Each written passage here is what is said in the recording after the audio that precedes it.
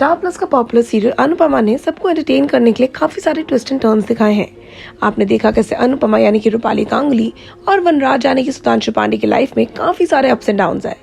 अनुपमा और वनराज अभी फिलहाल अपनी 25th वेडिंग एनिवर्सरी मनाते हुए नजर आते हैं और उसी दौरान वनराज की गर्लफ्रेंड यानी कि उनका ये छिपा हुआ रिश्ता सबके सामने निकल के आने वाला है। जी हाँ दोस्तों, the day of Anupama's life a special day is all set to unveil a major twist. Vanraj का एक एक्स्ट्रामैरिटल अफेयर चल रहा है काव्या यानी कि मदरसा शर्मा के साथ। काव्या और वनराज को लगा था कि उनका ये सच हमेशा छिपा हुआ रहेगा और कभी किसी के सामने नहीं आएगा, लेकिन अब ऐसा लगता है कि ये सच्चाई खुल के बाहर आने को ऑल सेट है। Well, the past couple of episodes were quite interesting in Raj and Shahi's show, Anupama especially, with the wedding preparations and festivities.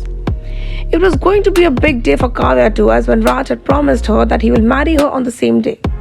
Well, कहानी के अनुसार काव्या चाहती थी वनराज उनसे शादी करे अपनी 25वीं सालगिरह से पहले, यानी कि जिस दिन शाम को वो अनुपमा को मंगलसूत्र पहना के एक बार फिर अपनी बीवी डिक्लेयर करे, उससे पहले वो काव्या से शादी कर ले।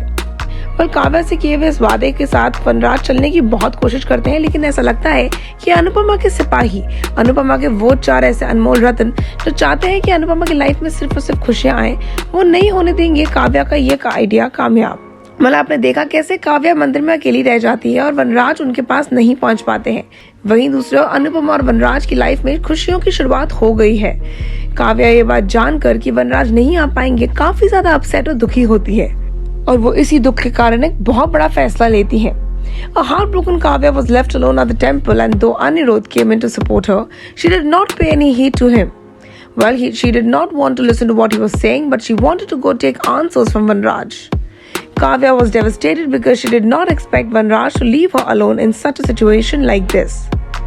और वहीं दूसरी ओर शाह परिवार में अनुपमा और वनराज अपने फेरे ले रहे हैं, लेकिन ना वनराज को ना अनुपमा को ये पता है कि उनकी तरफ कौन सा ऐसा बड़ा तूफान है जो चलते हुए आ रहा है।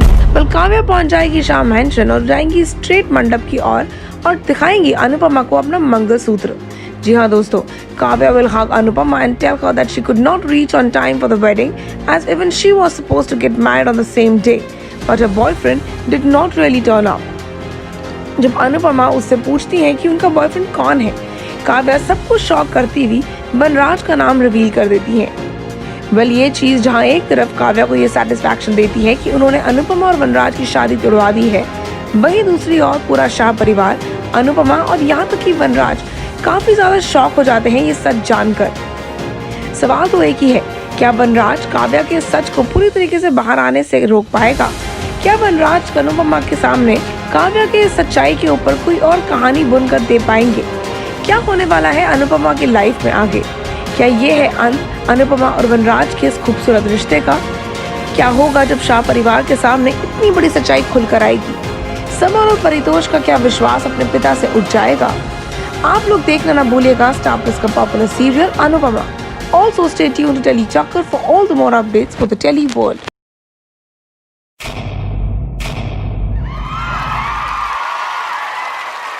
Know all about the Telly world by subscribing to Telly Chakkar's YouTube channel. Don't forget to hit the bell icon to stay updated to our new videos.